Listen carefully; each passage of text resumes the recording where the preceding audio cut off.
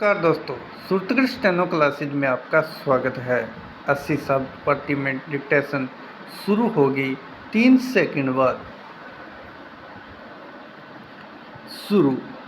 अध्यक्ष महोदय, सरकार चाहती है कि अन्न के मामले में देश आत्मनिर्भर बने, तो मेरा सुझाव है कि जिन जगहों पर काफ़ी संख्या में ट्रैक्टर से काम लिया जा रहा है, आपको कोई कारखाना खोलना चाहिए और सस्ती कीमत पर उनकी मरम्मत की व्यवस्था करनी चाहिए।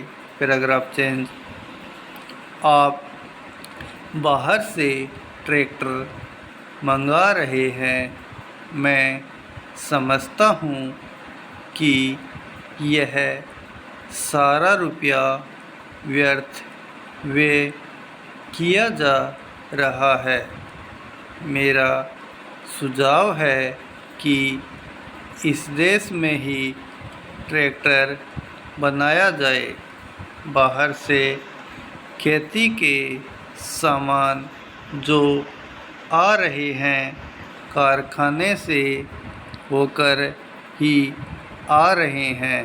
इनको जहां भेजना हो वहां सीधा भेजा जा सकता है, किंतु हो यह रहा है कि पंजाब सरकार द्वारा इनको सारे देश में वितरित किया जाता है, चूँकि इनको पहले पंजाब भेजा जाता है और फिर सारे देश में भेजा जाता है, इसलिए खर्चा ज़्यादा लगता है।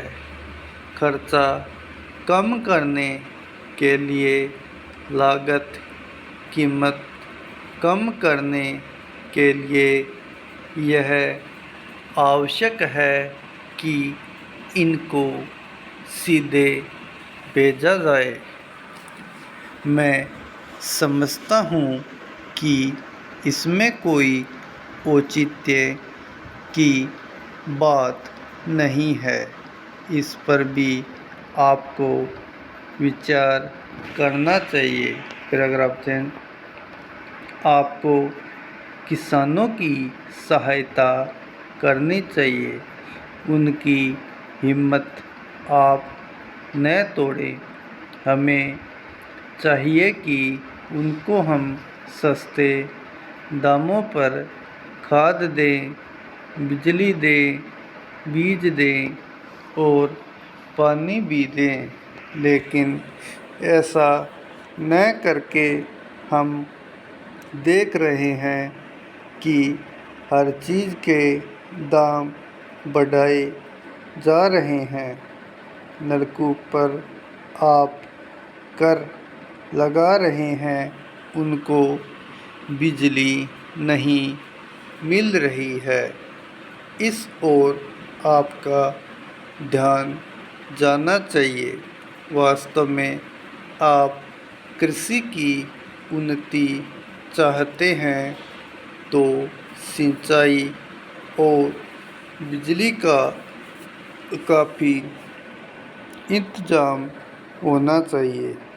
जब तक सिंचाई और बिजली का इंतजाम नहीं होगा, तब तक खेती की उन्नति नहीं हो सकती। अब तक सिंचाई और बिजली तो एक मंत्री के हाथ में है, लेकिन कृषि दूसरे मंत्री के हाथ में है। ऐसा नहीं होना चाहिए।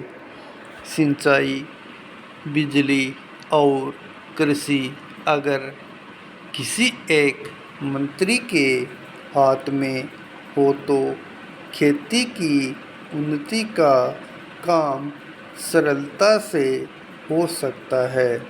मेरा निवेदन है कि इस ओर भी आपका ध्यान जाना चाहिए। समाजवादी समाज की रचना की बात बहुत कही जा रही है। गरीबी को दूर करके हम सबको बराबर लाना चाहते हैं, लेकिन देश में गरीबी आज भी बढ़ती जा रही है। मैं यह नहीं कहना चाहता हूँ कि हमारे देश में सरकार ने कुछ नहीं किया है। स्टॉप।